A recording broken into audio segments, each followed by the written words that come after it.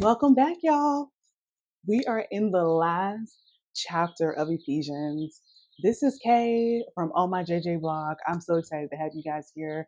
Before we move on and dive into chapter 6, go ahead, hit that subscribe, like, share, do all the things. Follow us on IG. All the links are in the description. We want to connect. We want to see y'all. We want to connect. All right, so let's go. So we jump into chapter 6, and I feel like Paul is like giving us a nice bow to just finish up all the things that he said for Ephesians. You'll definitely see some of the repetition with some new things.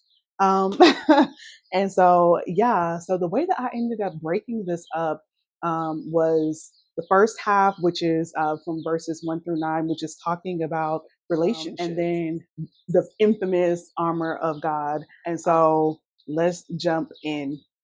So when we look at the first 4 verses, coming into chapter 6, Paul is talking about family and relationships and children obeying their parents and honoring them. And he's talking about actual children as far as obeying. But when it comes to the honoring, he is talking about just in general, period. Whether we're adults, children, minors, whatever that looks like, we should be honoring our parents, respecting our parents. And I know, listen, my biological father was not really in my life like that. And so I know sometimes it can be hard if you've been mistreated, abused, whether that's emotionally, mentally, physically, spiritually, whatever that looks like. But we are called to still respect them. You don't have to agree with everything that they say, and you absolutely don't have to do anything that they want you to do if it goes against what God is asking you to do. But we are to respect them. But then I like how Paul, I love the fact that there is symmetry in these relationships. So yeah, he's talking about children obeying and honoring, but then on the flip side, he's also saying, but fathers. And I think that's also interesting that he's talking to the fathers, because that's really how the household should be. We shouldn't have no single mamas or even single fathers. If we do it the way that the Lord wants us to, the father should absolutely be in the home. And so the fact that he, calls out fathers specifically, I think that is just very interesting. I will say, as many times as I've read this, I did find it interesting that he didn't say fathers and mothers or parents, but he called out fathers, but he tells them too. So whether you're a father or a mother, whatever parent you are, if you're a guardian, whatever that looks like, you are not to provoke these children either. You're not to rouse their anger. You're not to basically push their buttons. And that's literally what it means. I went and looked it up in the Greek, and it was like, oh no, it literally means like to try to like push someone's buttons. So you shouldn't be doing that either. You should be raising them up in the Lord, in the instruction and discipline of the Lord, so that they can live in a way that is pleasing to God. And so, I've actually been, I've worked with all kinds of kids. I've been in education since I was probably either 20 or 21, working with kids, whether it was at risk youth or even wealthy kids, anywhere in between. Like I've worked with pretty much every demographic of kids, every socioeconomic status. And what I find to be true, if a child is going astray or they're doing well or falling in between the cracks, is their home life. And also if they are actually respecting and obeying their parents. And so I feel like we see a lot of young kids dying. And when you look at the life that they lived, in the way that they have not honored their parents, they have not even respected authority for that matter. They die young, like very young. And I just think that scripture is telling, he said that you will have long life in obeying your parents and honoring your parents. And so you look at today's world, and listen, I feel like that's 100% true. But then you jump into the work relationships, and yes, he's using slave, but that could also mean servant, or we can use it for today's world, where we have bosses, where we are employees. And so I do want to stress, I did write a disclaimer. I was like, let me just, because I know people get a little touchy about about slavery.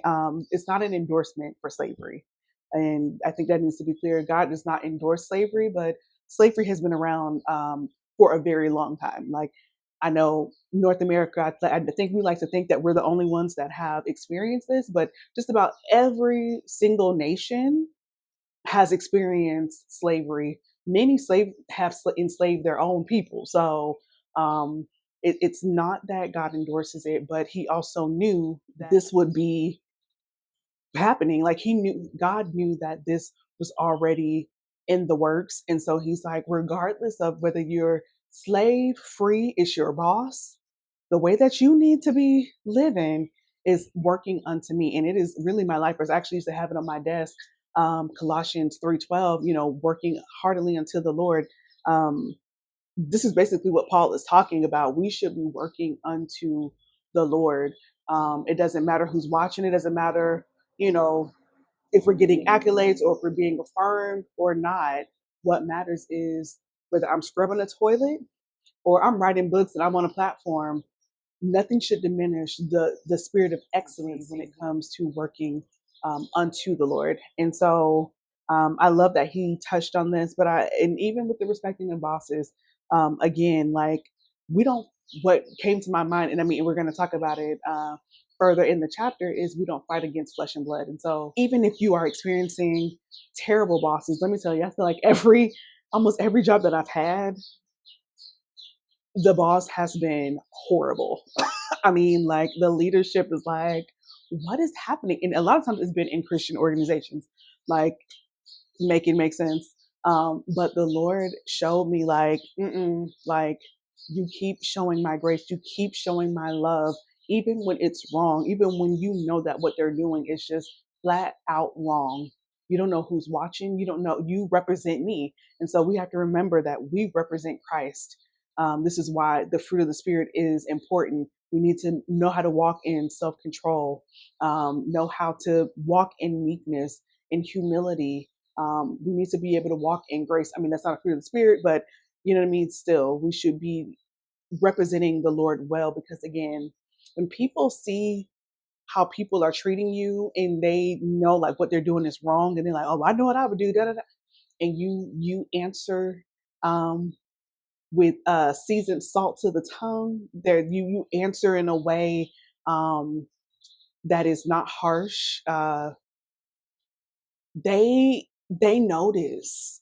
They notice, and we want everything that we do to point to Christ, to point to what God has done in and through us. And so, yeah, we can't be caught up in what our boss is doing. And then I like how he, again, the symmetry, he flips it back, because bosses as well, you should be living the very same thing that he was talking about the slaves. You should be living that way as well, because when it's all said and done, in the eyes of God, we're all the same. We are all on the same playing field. So it doesn't really matter. It don't matter that you were the boss. When God judges, He's going to be judging your heart as well. So yeah, that's pretty much the first half of the relationships. Again, I love the way Paul, just the symmetry of it all, that it's for everybody. Everybody should be doing the thing. It's not just for one person to be held over one another. It is, no, we submit to one another, going back to Ephesians 5. So then we jump into the armor of God, y'all. Let's get it. And so we jump into the armor of God, and I mean, this is probably one of like the well-known verses. We all know about the armor of God. I worked in the bookstore, and so we actually used to sell like this little figurine that had like the armor. It was like almost like a ghost version, because no, it wasn't an actual person, but it had like the armor hanging with the hat, the helmet of salvation, the shoes, the sword, and the shield laying by the feet and stuff like that. And so it made me think of that, like my days of working in the bookstore and selling this thing. And so we jump into the armor of God, and the armor of God strengthens us in the Lord and helps us to withstand the schemes of the enemy. Like I mentioned earlier, like we don't fight against flesh and blood. And so even when our bosses or whoever is popping off acting crazy, just in life, it can be family, friends, whoever, um, we don't need to contend with that person, but we need to pray and ask the Lord for discernment and wisdom. And Lord, what is this? What spirit is this? Help me to operate, how to navigate this spirit, because it is spirit. We're not fighting the person. I know that it may seem like it, but no, no, no. We're not fighting the person. We are fighting the spirits, the demons that are dark spiritual forces. So we jump in, and I wanted to look at armor. Like, I was just curious to see, like, what does it say in armor? And I love the word. I really do. I like, Lord, I'm like, you don't make no mistakes. Anybody saying that the Bible is fallible, there are no mistakes. There are no mistakes. What the Lord has written and said, baby. Okay. So I look up the Greek, and the word is Penelopia. Penelopia. I think I'm saying it right. And I'll have it on the screen.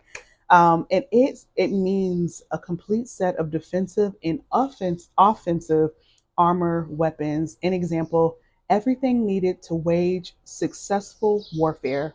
Figuratively, the full resources the Lord gives to the believers so that they can successfully wage spiritual warfare.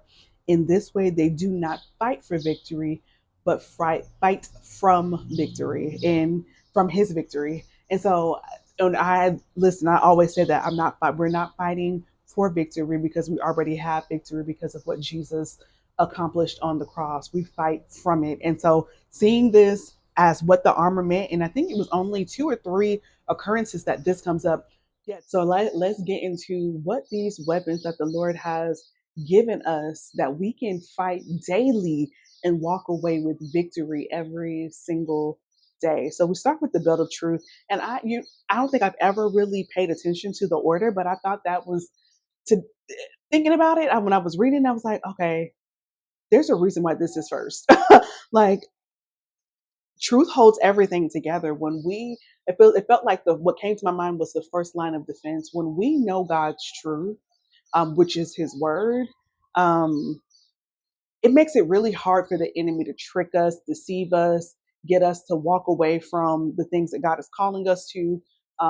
It makes it really hard for him to do that. And so um, we need the truth. We need our loins to be girded up with the truth. And I don't know, I have this picture in my mind. I thought about Elijah, when they would gird their loins, because they had like long linens and things.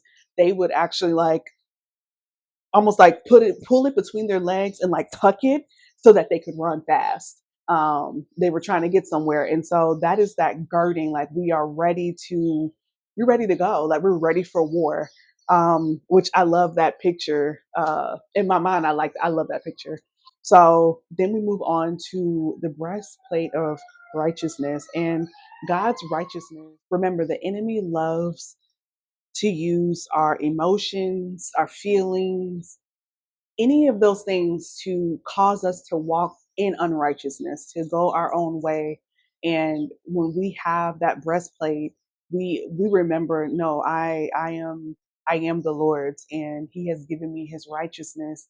I don't have to believe what the enemy is saying. I don't have to go with the schemes like that. The Lord guards us. He guards our heart, in the seat of our emotions. Again, when I look through these, I keep thinking about the different fruits of the spirit, and this is why we have to have that juicy fruit. Like, it is imperative that we have good juicy fruit if we are to withstand the schemes and the deception and the lies of the enemy. The fruit of the spirit comes into hand. Like, you can't have one without the other. So we cannot be moved. We can't be moved when the enemy comes with the schemes. Stand firm and know that the Lord has you. Then we move to the feet of peace, our feet being shod with the gospel of peace. And we must be ready to share the gospel at any time. And I know it can be nerve wracking, like, oh my God, Lord, you want me to go talk to such and such, this person? I don't know. And the enemy likes to use fear to stop us from sharing the gospel of peace. But we should be ready to share what Jesus has done. We should be ready to share the good news. And so That is super important in our everyday life. We don't know who the Lord may cause us to come in contact with, but we should be ready to share our testimony of what Jesus has done for our lives and what he has done for humanity, more importantly. And then we move on to the shield of faith. And I always think about the fiery arrows of the enemy, how he will try to take us down with doubt and fear, cause us to second guess, oh Lord, did you really say that? Did you really mean that? And no, we stand firm in faith that God is who he is, that Jesus came and died and did what he did. And we don't have to fear. We don't have to doubt. The enemy is really good at doing that. But when we are spending time with the Lord and taking in the Lord's perspective and the things going on in our lives, it makes it that much harder for the enemy to come in and shake our faith. Really hard to come in and shake our faith when we are constantly seeing God's view. And so I'll go to the Lord. I go to the Lord all the time. Lord, I'm just trying to make sure you say, okay, all right, God, we do it in prayer. And so don't be shaken. Do not be shaken. God, God is with you. He is faithful. He's never forsaken us. And so when the enemy comes in and you start hearing lies and stuff, go to the word. Go to the word. Go back to journals and things that you may have written down. Go back and look at the things that God has done. Remember those things and remind yourself of who God has always been in your life, and eternally, honestly. Then we move on to the helmet of salvation. And again, we have been saved by grace through faith. The enemy likes to play games. He loves to play mind games, okay? But remember, you are saved. The enemy, he wants us to fight and battle. Oh Lord, do you really want me? Am I really worthy? And he's already lived a perfect life, died and rose again so that you can be saved. You are his. Don't let the enemy try to tell you anything different than what the actual truth is. And then we move into the sword of the spirit, and that is the word of God, which is living, active, and sharper than a two-edged sword. Okay? Don't keep the word. The word is so important. Like, when we know the word, it helps all the other lines of defense come into place. When you know the word and not just know it like philosophically or, just kind of in your mind, like, yeah, abstractly, yeah, I know, like, no, when you know it's been written on your heart, on the tablets of your heart, it is down deep into the marrow of your bones, the word and you know who God is, the enemy doesn't stand a chance. Do you hear me? He doesn't stand a chance because you are walking in the authority of Christ. You are walking in God's strength. And that is the whole point of the armor. So, and then lastly, so prayer is like the unofficial weapon, but it's the weapon for every season. We should be praying, y'all. We need to stay in the word, stay girded up, and stay in prayer. Stay in prayer. When we're in prayer, we are hearing the Lord's heart. We're hearing his concerns. We're hearing he's showing us the things that are happening around us, and we can be forewarned when we're in prayer, when we're constantly in prayer with the Lord. So don't stop praying. That truly, never cease praying, because in prayer, oh man, in prayer, so many things come together. So many things come together. The intimacy that we need to walk in this life with the Lord happens there in that secret place. And so, yeah, that is really it. I figured that this would be a short chapter because it's kind of like to the point. Like, it was to the point. I was like, Lord, okay, what am I saying? Like, it's real, like, cut and dry. So yeah, that's it, y'all. That is it. We are done with chapter 6. Done with Ephesians. I can't believe that May came and is leaving. But I have enjoyed this so much, guys. Please make sure, remember, if you want to get any of the art, that's 60% off. The sale will be ending at the end of this month, so you only have a few more days cop that. We have new merch coming out. But until then, grab a hoodie, grab a sweatshirt, grab a hat. Listen, you're gonna need this hat because when I tell you I was outside walking this morning and the sun was shining, I'm like, oh my God, I should have wore a hat. Like, why is it so bright out here? But I definitely was enjoying it. I'm definitely a sunshine girl. Um, but y'all, until then, please be blessed. If you are interested in other Bible studies that I've had, I did do another one, which is Hebrews, and that one might be a little bit longer. Um, Go over, check that out. If you haven't already, follow us on IG. Would love to connect. Don't be a stranger. I do answer my DMs. Feel free to hop on over there and in threads and check out the store. I'm actually going to be doing like little mini reels of the store, some of my Amazon affiliate things, just because I told you I work at a bookstore, and so I'm always talking about this book and that and this and that, and so I was like, the Lord's like, just go ahead, like let's go ahead and do that. And so you can hop on over there, check out some of the deals that are over on Amazon. Again, that'll be on my IG when you go to my link tree. And yeah, guys, listen, it's been swell. It has been so good. I look forward to all the things for next month. I just believe God is up to so many things. You guys be blessed, and I will see you guys next time.